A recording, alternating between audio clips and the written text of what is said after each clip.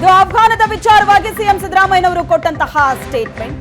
ಇನ್ನು ರಾಮ ಮಂದಿರ ಉದ್ಘಾಟನೆಗೆ ಸಿಎಂ ಆಹ್ವಾನಿಸಿಲ್ಲ ಅನ್ನೋ ಸ್ಟೇಟ್ಮೆಂಟ್ ಅನ್ನ ಎಚ್ ಆಂಜನೇಯ ಕೊಟ್ಟರು. ಅದಕ್ಕೆ ಪ್ರಹ್ಲಾದ್ ಜೋಶಿ ಕಿಡಿಕಾರಿದ್ದಾರೆ. ಯಾವ ರಾಜ್ಯದ ಬಿಜೆಪಿ ಮುಖ್ಯಮಂತ್ರಿಗೂ ಆಹ್ವಾನ ಇಲ್ಲ, ಕೇಂದ್ರ ಮಂತ್ರಿಯಾದ ನನ್ನನ್ನೇ ಕರೆದಿಲ್ಲ, ನನಗೆ ಸಮಾರಂಭಕ್ಕೆ ಬರಬೇಡಿ ಅಂತಲೇ ಹೇಳಿದ್ದಾರೆ.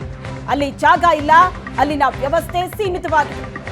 ಯಾರನ್ನ ಕರಿಬೇಕು ಕರಿಬಾರದು ಅನ್ನೋದು ಸಮಿತಿ ನಿರ್ಧಾರ ಮಾಡುತ್ತೆ.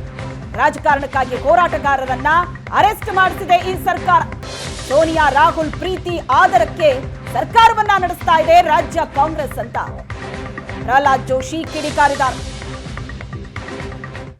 ದೇಶದಲ್ಲಿ ಕಾಂಗ್ರೆಸ್ ಪಾರ್ಟಿ ಟೋಟಲಿ ಕನ್ಫ್ಯೂಸ್ಡ್ ಆಗಿದೆ. ರಾಮ ಮಂದಿರ, ವಿಶೇಷವಾಗಿ ರಾಮ ಮಂದಿರ ಉದ್ಘಾಟನೆಯ ಹಿನ್ನೆಲೆಯಲ್ಲಿ ಅವರಿಗೆ ರಾಮ ಮಂದಿರ ಆಗ್ತದೆ ಅನ್ನುವಂಥದ್ದು ಕಲ್ಪನೆ ಇರಲಿಲ್ಲ, ಆಗಬೇಕಂತ ಇಚ್ಛೆನೂ ಇರಲಿಲ್ಲ.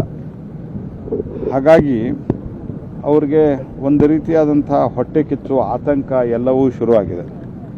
ಅದರ ಪರಿಣಾಮ ಮೊದಲೆದ್ದು ತಾವು ಹೋಗಬೇಕು ಹೋಗಬಾರ್ದು ಅನ್ನುವಂಥದ್ದು ಕನ್ಫ್ಯೂಷನ್.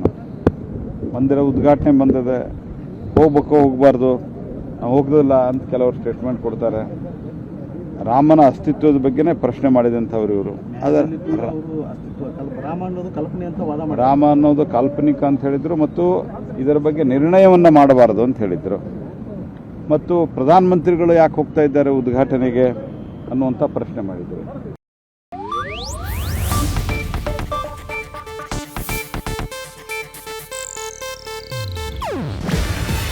ಇದು ಏಷ್ಯಾನೆಟ್ ನ್ಯೂಸ್ ನೆಟ್ವರ್ಕ್ ಪ್ರಸ್ತುತಿ. ನೀವು ನೋಡ್ತಿದ್ದೀರಾ ಏಷ್ಯಾನೆಟ್ ಸುವರ್ಣ ನ್ಯೂಸ್.